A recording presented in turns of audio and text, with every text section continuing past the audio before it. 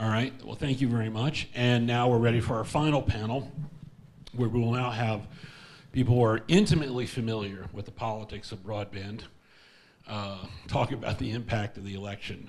Going all the way over, starting is Jeff Silva. Jeff is an analyst with Medley Global, so we're going to have the Wall Street perspective, which is going to be very interesting. Kathy Brown from Verizon, who all of us know, and of course, Jim Cicconi from AT&T. So, without further ado, let's start with a question I actually have for Jeff. What is Wall Street's reaction to the election, and how is that going to affect the broadband business?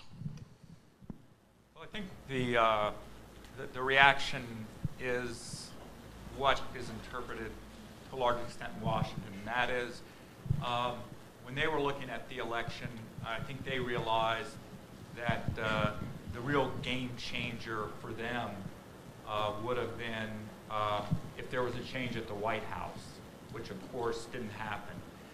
And so I think they now realize that you had a status quo election, and for the most part, one should expect, there being exceptions here and there, that you're going to see a lot more status quo in terms of what is happening on the regulatory front and the legislative front.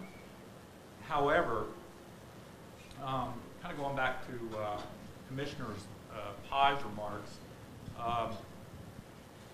I think the wild card, which he alluded to, is the courts. I think while the impact of this election may keep the status quo to some extent on the regulatory and legislative fronts, I think the courts, they will have to keep an eye on the courts, at least I will, for them, because I think net neutrality is huge before the D.C. Circuit, and I would go a step beyond that and even look at the City of Arlington case before the Supreme Court, which gets into a very fundamental issue of Chevron deference, and those two rulings could be game changers. And I think that could force regulators and folks on the Hill to a more reactive role on how they then adapt to that legal framework. Okay. So, thank you, Jeff. As I was prepping about this, George and I were having dinner last night. We're thinking, 4 years ago, it was a very different environment, and the agenda was essentially for the FCC coming in was really set by the Recovery Act. We were going to do BTOP, and we were going to do the broadband map and the broadband plan. Well, we don't have that now. So, to Kathy and Jim, what's on the agenda? What do you see the FCC's, their vision of the agenda, and equally as important, what do you guys think should be on the agenda? We can start the conversation that way. So first, Larry, thank you for the invitation. I'm always tickled when you invite me. Always great to have you. I wondered how the women did with the cigars on the roof. Very well. Okay. Look, I think this administration has had a lot of tech-savvy people in it. From the beginning, I think we saw a group of folks who understood that this technology can make enormous changes in the way we live. I think in the last 4 years, that's become so abundantly clear, in particular in the healthcare arena, so that the idea that this technology is central, actually, to economic growth. Frankly, if you look at the arguments right now around cost savings in the healthcare arena, we know that our technology, a connected information technology in any industry, has driven down costs and increased efficiency. We have no doubt it will do the same in healthcare. We know that our technology, a connected information technology, will also drive efficiencies in energy, in transportation, et cetera. I think we are going to hear from this White House the further articulation of why the technology that we as an ecosystem have developed and deployed in this country is necessary for the next phase of growth. So I'll start there. So I do think, notwithstanding this is not recovery act time, it is growth time, and it's we got to bring down cost time.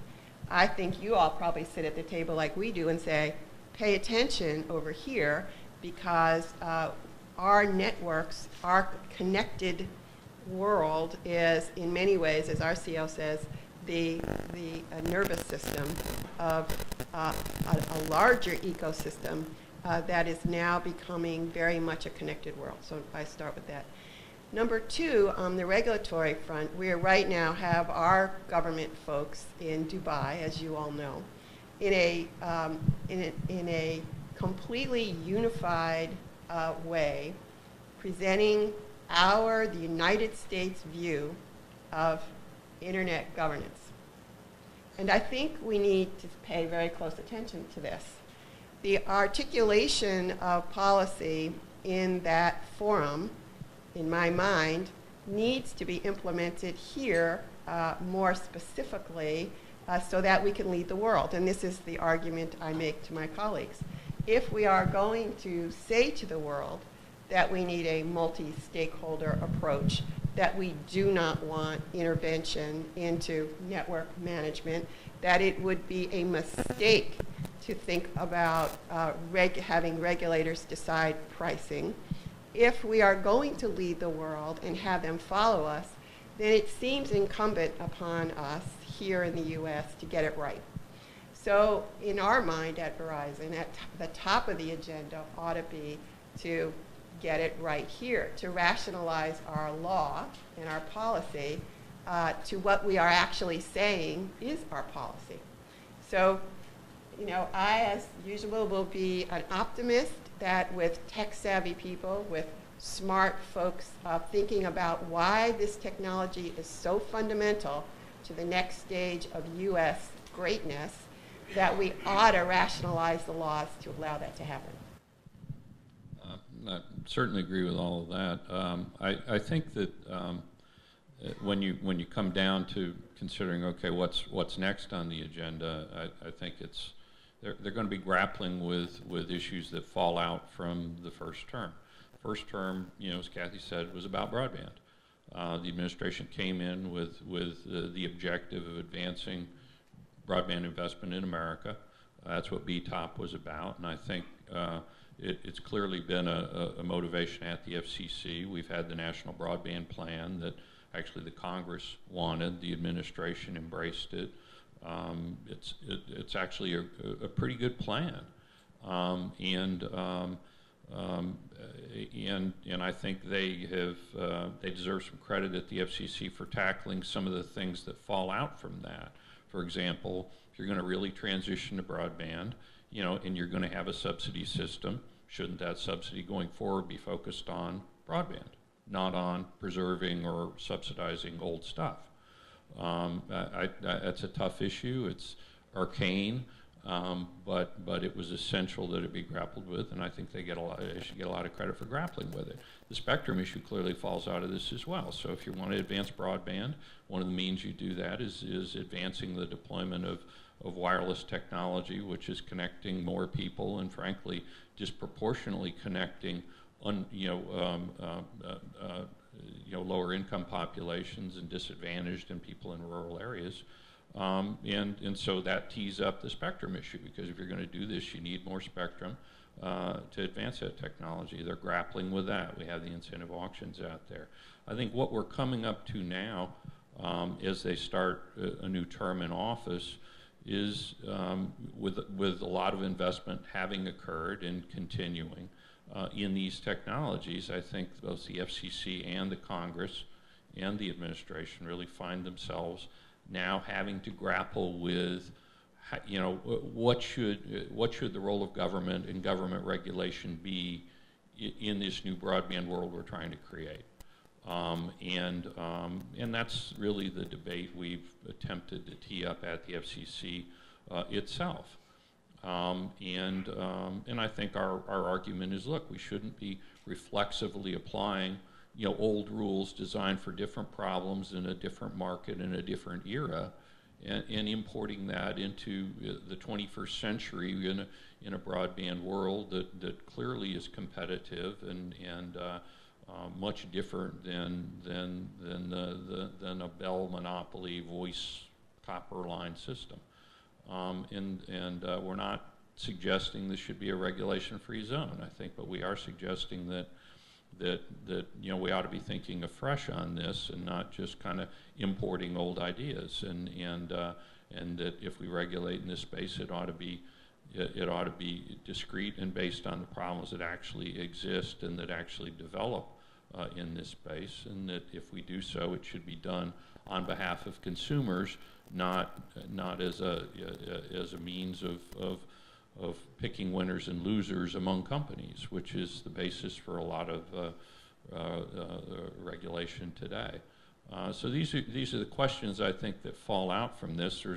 There's a host of implications in all of them, but I think this is what they have to grapple with on a going forward basis, because how we answer those questions is going to impact the broadband revolution in fundamental ways, and whether that investment continues, whether we continue to get infrastructure built at the current pace and perhaps an even faster pace in this country or not. And I think their minds are around this.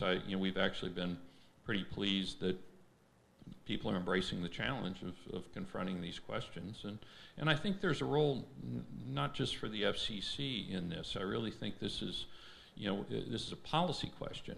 What role should the government play in this situation? What is the role of regulators?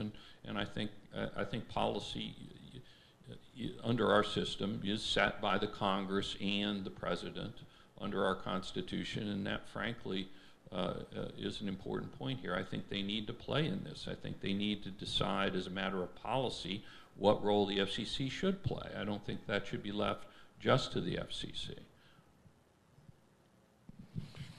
Well, thank you. Okay, so building on that, and also building on Commissioner Pai's earlier remarks as well, I think the big issue that's really going to be facing us, because we just don't have a choice, is the IP transition. You just can't buy TDM architecture anymore. You can't get this serviced. You're going to have the problem, and we've been talking about this, where with the ICC reform, where you're not subsidizing TDM architecture anymore. So you're going to have a lot of smaller firms are going to have to make that investment. So the panel, what I'd like the panel to sort of talk about briefly is, as we start this discussion, and there are no easy answers by any stretch of the means, what is it going to take to get this transition to work? Because we can't punt this. Even the National Broadband Plan says, what are we going to have to start thinking about to move the ball forward, to get people to push fiber deep in the network? He said all the things that the IP transition means, but that we have to deal with now. So Jeff, why don't you start with that? At a high level, while you were asking the question, I would say number one is political will, and political will surrounding what I think already exists, and that is the notion that how powerful broadband is, not only for the national economy going forward, GDP, et cetera, but for all the other sectors, healthcare, education, energy, on and on. And I was struck by, to get there, I was struck by one of the comments Mike McCurry said, which is that in a less cynical fashion, that maybe understanding how important broadband is to the economy and to all the verticals, that perhaps you could do what hasn't been done in this city for a while, and that is build a critical mass, a bipartisan critical mass. And on top of that, I would say, in addition to political will, is the idea of political self-interest, but which I don't think is not a bad thing in this sense. I think looking at the to make an analogy, look at the fiscal cliff talks. I think some realignment in politics on the Republican side may be because they're looking at the politics and the national interest, and you know, hopefully they'll come to some middle ground where it doesn't put the U.S. in risk of a downgrade or worse, or, you know, a second recession. I think the same thing could be said of, insofar as political legacy, the legacy of this president who's made broadband his top tech issue. And the idea is, what do we want to do in the next 4 years? How does he want to be remembered? How does the chairman want to be remembered? And I think, you know, that could provide, you know, a foundation for thinking outside the box, not getting into these ideological battles, and finding a way how to make this transition to IP without kind of reflexively everybody going back into their corners, and finding some sort of platform which you can make, you know, pragmatic and rational decisions on how to move forward in this area. It's going to be hard because that hasn't been the behavior of Democrats and Republicans on both sides. But seeing how important broadband is to the U.S., what it means, perhaps there's an opportunity there to be seized. So I'm always curious at this notion that somebody has to do something about the IP revolution. It's happening. I mean, the whole of the industry is going to an IP platform. So I start there. The second question then would be, what is it that won't happen through enormous market forces here? I mean, this even is different from, you know, the HDTV transition, which we spent 15 years on. This is phew, it's happening. Okay, so what won't happen, and why, and then what and where would government have something to do, and what would that be? Now, to me, there are some places clearly that the government has an interest in going with the market, because itself is going to be left behind. When we're talking about different pieces of the industry, it seems to me a little different notion, right? What are the market forces that are likely to push everyone toward adoption, standardization, and all the rest? So I get worried when we start out by saying this is a hard problem, because that's what we do that's because we get paid for solving hard problems. But is it really It's a good thing, Kathy. It's a good thing. But is this really a hard problem, or is this progress that is inevitable? And when there's progress, there's gaps. And then what are the gaps? And then who ought to address them? And then how? So can we have a rational analysis before we declare the next hard thing that we're all not going to be able to do? I think those are good points. I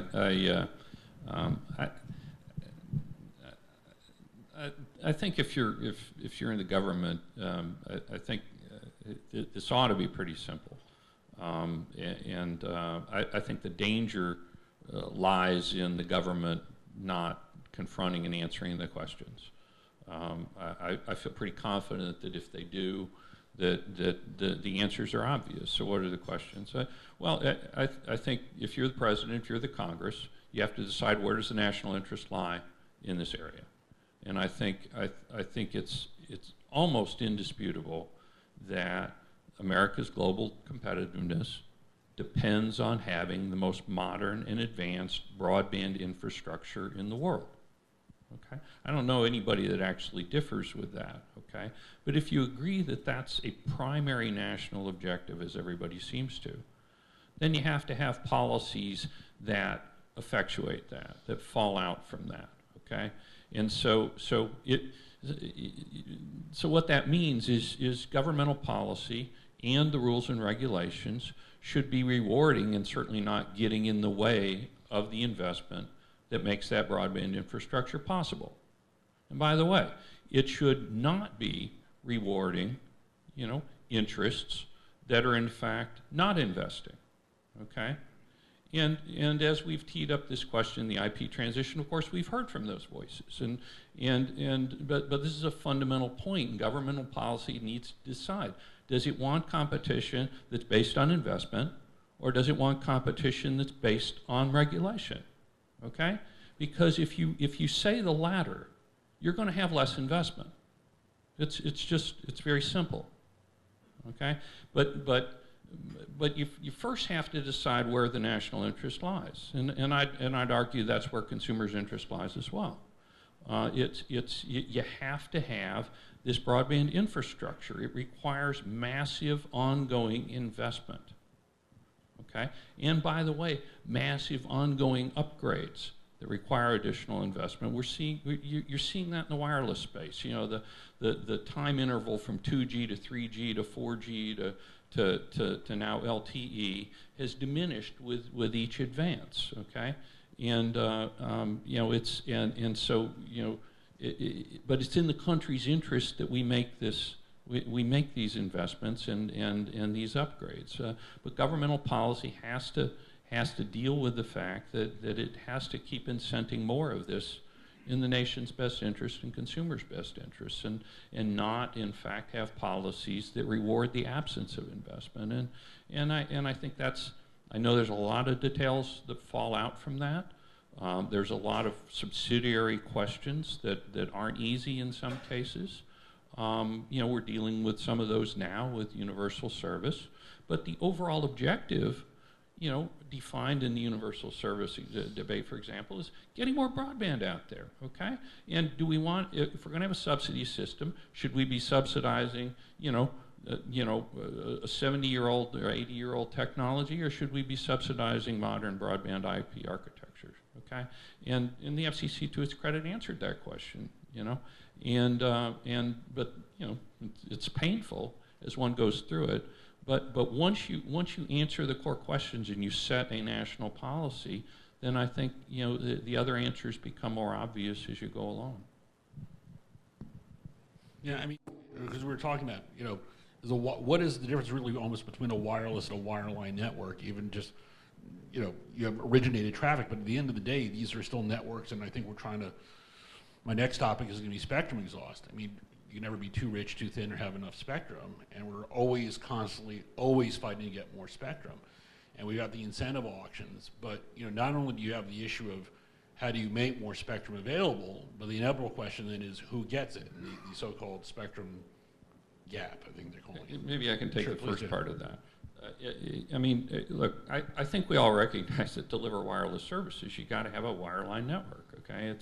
And especially you know, with so much of it being now data-based, okay? And I think I think, you know, we've confronted that. Verizon has confronted it, and it's why we invest, you know, at a rapid speed, have invested at a rapid speed in getting Ethernet out to all these cell sites. Okay, you just have to do it to keep up with the demand. Okay, but again, you see some of these issues falling out. So I mean, T-Mobile, again, to their credit, actually did a lot of the same things. Okay, one carrier hasn't. Okay, and so they're arguing for regulation.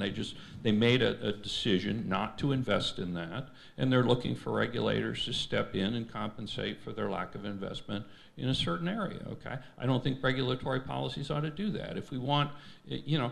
If we, for example, you know, there are arguments out there, you know, to re-regulate some of these TDM infrastructure. Well, if one does that and forces regulation and pricing regulation in this space, you know, do we really want people to be using, you know, these old facilities rather than building broadband facilities, rather than running Ethernet out there? Do we honestly think that if we impose more regulation to force down prices in this space, that anybody purchasing that is going to go out and run fiber out? Okay, it's the wrong policy. We should be incenting people to go out and build more infrastructure, build more Ethernet to cell sites, not rewarding them, in fact, for not doing that. Well, let me ask just as follow-up. Do you think this fight, like special access, is it about special access, or is it about all of Ethernet service? I mean, where is that gradation of the regulatory umbrella where people would like to impose. I mean, because it's always a question of degree, and you start digging around and reading a lot of the pleadings very carefully. I mean, you see a very definitive push towards much broader regulation. Again, I find this curious. This is a topic that has been around for so long that it sort of defines my career, which gives me a headache, you know.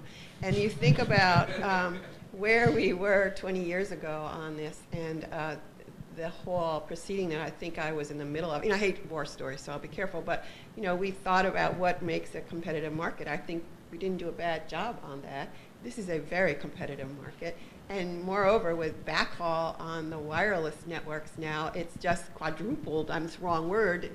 There's backhaul all over the place, really in the ground, built because a new technology came on board. It was very nascent at the time, and it has driven enormous investment with all kinds of ability to get to pretty much where you want to go, save some places in very rural America.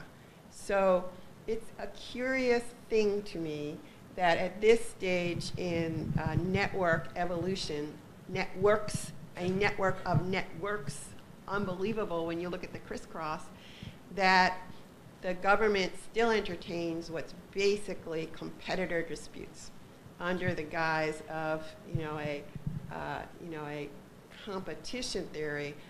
There may be a need to somehow negotiate competitor disputes, but I suspect that this is the wrong frame for it. Yeah, well said. As we've said in one of our papers, a quibble over the rents. So then let me ask the panel this.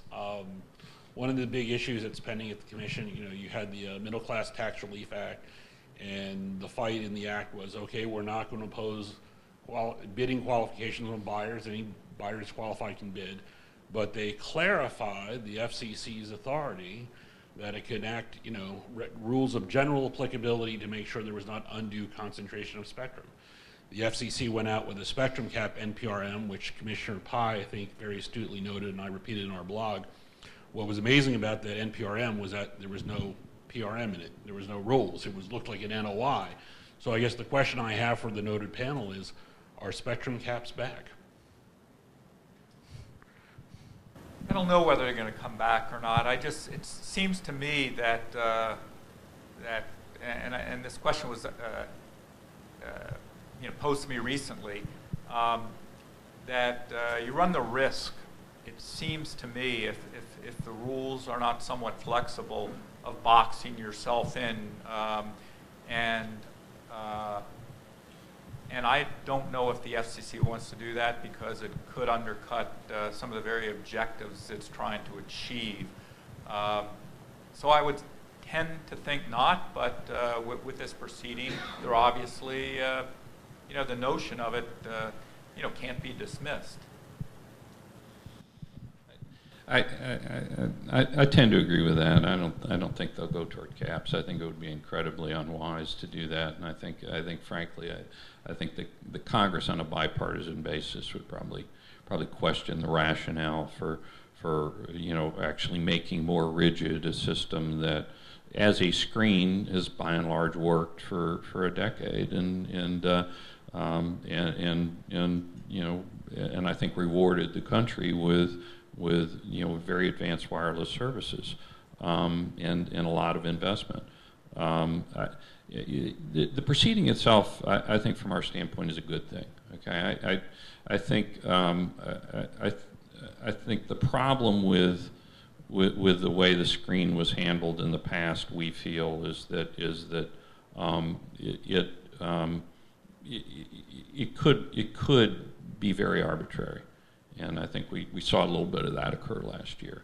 The notion in the middle of a transaction of making adjustments to the screen, so a company goes into a transaction thinking it's okay on their screen on the day it does the deal, and then in the course of the review process, they change the screen. Again, with no real explanation, no need to explain, and companies don't have the most fundamental protection in that environment, which is the Administrative Procedures Act.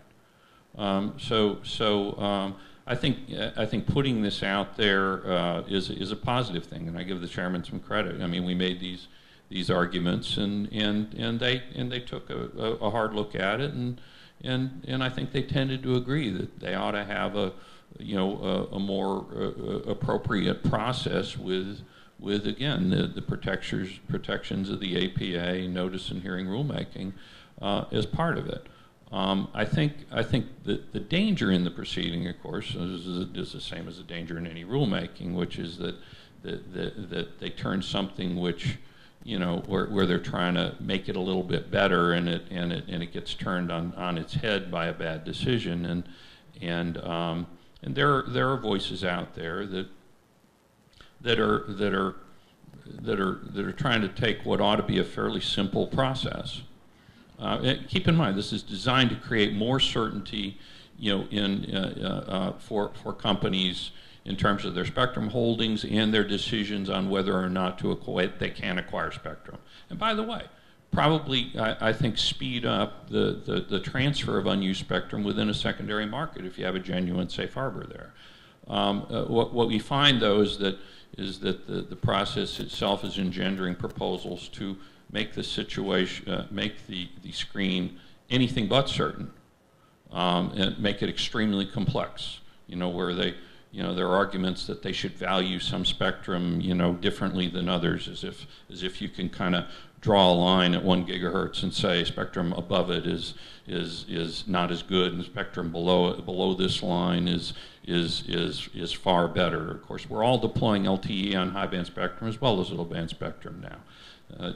We're all having to deploy small cell technology, just to deal with demand. So any propagation characteristics of the spectrum are frankly immaterial when you have to build out small cells, throughout that anyway. The notion that some have that when they hold vast amounts of spectrum under long-term lease arrangements, somehow they should be able to use it to deliver broadband services and compete against us, but it doesn't count against the screen. I mean, it's absurd that Clearwire spectrum is, there's only a fraction of it that is actually counted, when they're using all of it to deliver broadband service and actually bragging in the market about the depth of their spectrum. So I think hopefully we'll come out of this at the other end with a fair screen and a fairer process, not one that becomes much more complex and much more arbitrary, because those are the very things that we're trying to remedy with this rulemaking, not make worse. So Jim's covered the waterfront on this. Only to say this, I think the frame has to be about abundance, not scarcity. If one has a policy frame around scarcity, one follows a bad path, in my view. I think Chairman Janikowski has done a good job this year of not following that policy path, but actually following the we need to make more available path. And to the extent that there are guidelines for the frictionless movement of spectrum, in my mind, in a secondary market, and the efforts that are going on to always and every time look at the federal spectrum and real push to get to auctions that make sense, to me, that's the right policy path. And if we keep in mind why and where we're going, it seems to me that the answers become clearer in this particular proceeding. That actually gives me a great lead into my next question. You just touched on it. Uh-oh. Well, this is serious telecom, folks, so we're going to get you guys on the record. This year, as we all know, the President's Council of Advisors in Science and Technology issued a report about government spectrum, and it was rather remarkable. The PCAST said the notion of identifying and auctioning spectrum for commercial use is now entirely off of the table. It's never going to happen. Can't do it. Instead, we need these 1,000 megahertz highways in the sky. This is how we're going to do it. And if you read this and you think about it, because their premise is the whole original notion of auctioning spectrum is just very efficient. The whole system is just bad. And I think one can take from that perhaps there are some that would say, well, maybe, again, the existing system and we need to move all to an entire model of shared use and get rid of this notion of having spectrum and auctioning it and building it. Does that have legs? Do you think that's where we're going to see that? Is it something we need to be talking about, worried about? Well, I always take great comfort from my friend and colleague Tom Power when he says, remember, they're an advisory. My comment has been, I felt the first 2 chapters of the report weren't there, and that is the current federal spectrum properly assigned? How come we didn't look at that first before we came up with a solution? And the answer always is, well, it's too hard. But, well, it's really not. It's really not. Okay? And there's still spectrum that's, it's not a rational assignment. It's happened over years for lots of legitimate reasons. But at some point, you have to say, well, how are we using this? And are we ourselves, the federal government, using this efficiently? And how could we better decide that? And I felt those first 2 chapters were not there. So then we jump to since that's too hard to do, then here's the one thing we ought to do from, frankly, a group of people who like to do R&D. And I don't object to R&D either, but that's a different notion than what the spectrum policy of the United States ought to be for the next 20 years. I thought it was a narrow, interesting argument around spectrum sharing, which we at Verizon, AT&T, I believe, is also taking part in trying to see, well, can that work in particular geographies and particular situations and particular time units. And it's worth looking at. I think we put $5 million on the table to say, yeah, let's take a hard look. That's a good R&D project. That's not a policy for spectrum allocation for the next 20 years. I'd second all of that. I think if the United States is going to be a global leader in broadband, it simply can't hope to achieve that if the United States government ad infinitum continues to control 60% of the available spectrum. That's just not tenable. Nor is it tenable to expect that companies will invest the many billions of dollars building out on spectrum that they have to share with government uses. I think it's an interesting project, and might be of some use in certain circumstances as an adjunct. But for this to be the basis of United States broadband policy going forward, I think is just not credible.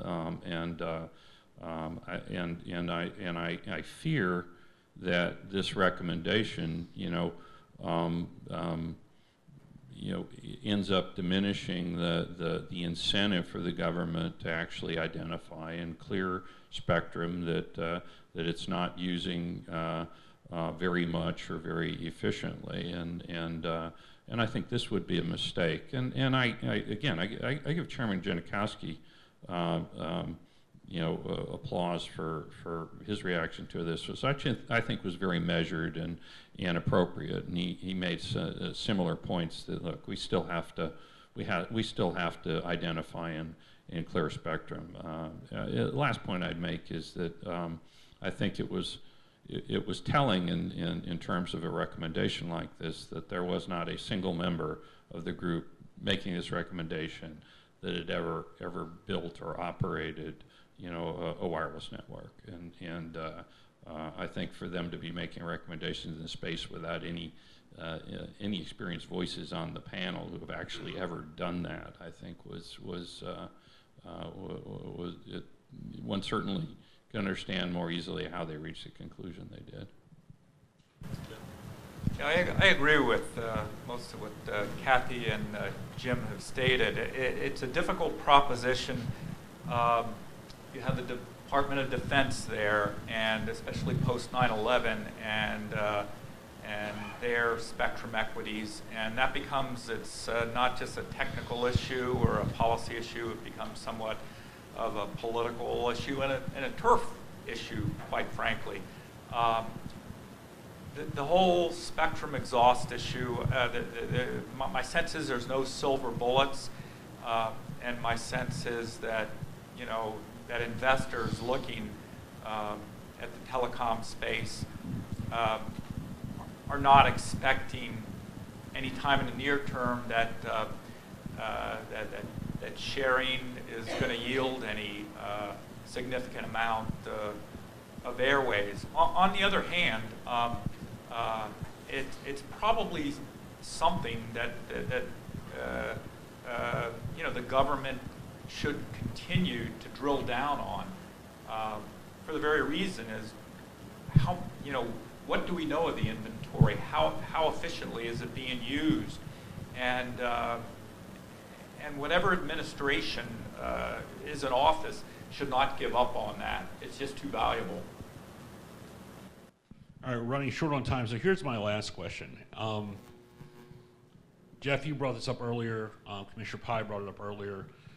How should I put this politely? I guess over the last year or two, the FCC has a rather remarkable winning streak in the courts. You've had the 10th Circuit opinion upholding the Phoenix forbearance order, which we were exceptionally critical of. You've had this week's data roaming order. You have the City of Arlington case, which you talked about. You have the net neutrality order, which is pending. In reading these cases, there's been a bunch of other ones. One could actually argue, as we're all talking about, you know, it's the gray area, it's squishy, that the courts have actually been very deliberate and very strong, giving not only the FCC very clear powers, but one would even say enhanced powers. And so I was just wondering what the panel's thought was when you start seeing these cases. Again, I looked at the Phoenix forbearance order, the data order is just the two most obvious ones. They're very clear. It says the FCC has this jurisdiction over enhanced services. What they do with it, of course, is another question, but it is there. And how do we react to that as an industry? I'll just take a quick follow-up on what I mentioned earlier. I think you have to be careful that it just happens sometimes that either side will get on a winning streak, but I don't think that portends what will happen when a given, at least on the appellate side, you get what panel of judges, and they look at a certain set of factual, you know, circumstances and do their own legal analysis. And my sense is it could easily swing the other way. I don't know if there's any trend granting the deference, although a lot of that could go by the wayside depending on what the Supreme Court does in City of Arlington, which would be very, very interesting. What goes forward in the courts from there. But, you know, I like to think that cases brought before judges, they're all analyzed on their own merits, and, you know, they come to a, you know, reasoned conclusion based on the law. To me, I think, you know, look, you win some, you lose some. I mean, that's the nature of litigation. At any given time, you know, half the litigators are losing, and the other half are winning. It's, you know, it's one of the things you learn. I think a remarkable thing to me is the sheer number of cases that is occurring, and the trend seems to be growing. And I think it's worth considering why, and that is because the laws are increasingly out of touch with reality, and I think I think the FCC knows that in its heart of hearts, and certainly all of us in the industry understand it, and so what happens is the FCC increasingly finds itself, you know, trying to stretch provisions to apply to situations they were never designed for. That's a prescription for litigation, and that is what is the growing trend. and I think frankly, only the Congress can really fix this, by modernizing the laws. Your heart has to go out to the FCC a little bit in this area. I'm not condoning stretching their authority by any means, but they do find themselves in hearings where they're taken to task by members of Congress, both sides of the aisle, for not dealing with this or that problem, and they go back and they find that, well, the statutes never really gave them clear authority to deal with it, but the Congress or the public seems to expect that they do that. I mean, their statutes are designed really to protect company A against company B, not to protect consumers themselves. And increasingly, that's what is expected of them, and that should be the task of the FCC going forward. It should not be adjudicating disputes through rulemakings between companies, because it inevitably ends up picking winners and losers and sending more companies to come in and try to use the process against their competitors. The FCC should be stepping back and focusing more on protecting consumers against abuses by any companies rather than picking winners and losers in this space. But I think the caution from the litigation itself to the FCC should be that they need to be very careful about too overtly stretching its authority beyond what Congress intended. And particularly, I think when it comes to the IP transition itself, I think it has to be very careful about denying the reality of the market. And I think we've seen instances of this where the FCC is in complete denial of what is occurring in terms of wireless substitution. I mean, we're all experiencing it with our wireline businesses. We see our wireline customers just cutting the cord entirely. I mean, we're in our wireline footprint, only 30% of the homes passed by our phone service actually take it anymore. And what has happened with that? Well, a third have gone to cable, and a third have cut the cord entirely, and are going wireless only, including, if any of you have kids in this room, you're probably experiencing what I do. They check and see if they got good wireless coverage where they live, and they don't get a wired phone if they do. And yet the FCC, in a regulatory context, finds itself denying that is in fact in existence, that is occurring, that is an adequate substitute, and I think it just can't continue doing that, denying the reality of the market and the choices consumers are making and have, and retain its credibility as a regulatory agency, as an expert regulatory agency. I think it starts undermining its own credibility in this space when it does that, and so that's the caution I think one would take from this. That's in fact a point that we made when we were in Peru. It's maintaining the credibility so that people respect the institution. I think it's key. Kathy, do you have anything? Sure. The last time the telecommunications law in the United States was revised, it was all around long distance. I don't know when the last time you all thought about long distance and what it now means. For me, it means Skype to my kids in London. What about the law has anything to do with that?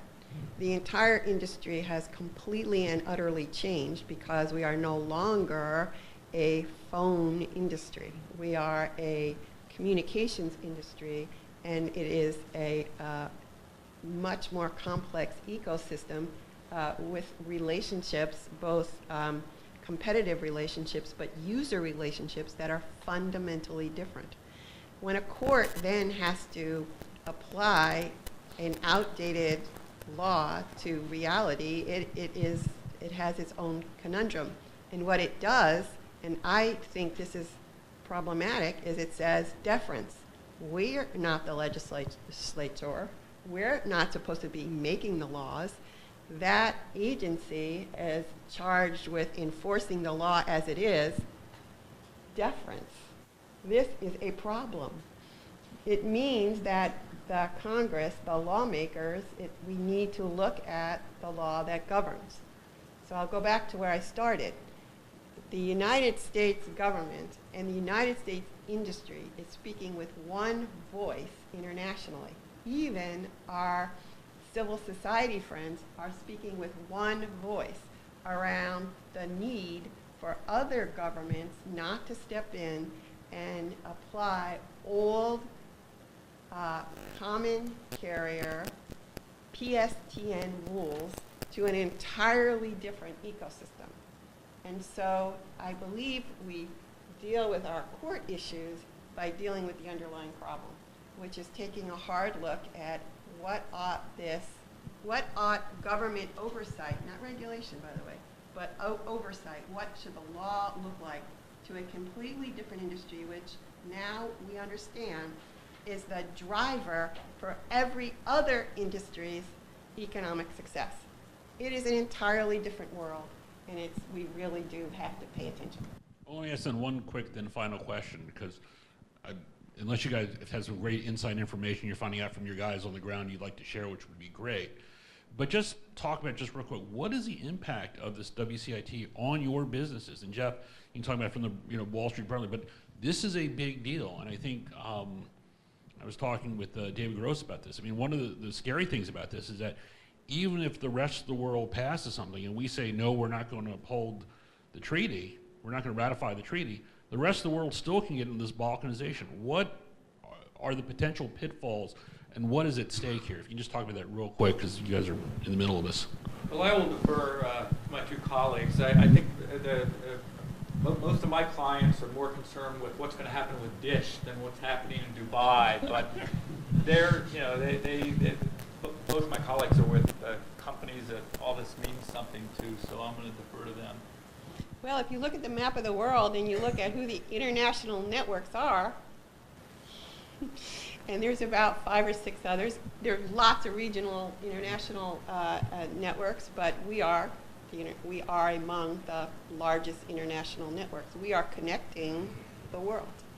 We are the internet backbone. So it's very important, not only to the United States, to our companies, of course, but I don't want to be overdramatic, but to the world. Right now, information is traveling everywhere. It is being delivered on wireless networks, on wire networks all over the world. Our companies are more likely to be connecting business to business, but over our network goes the world's information.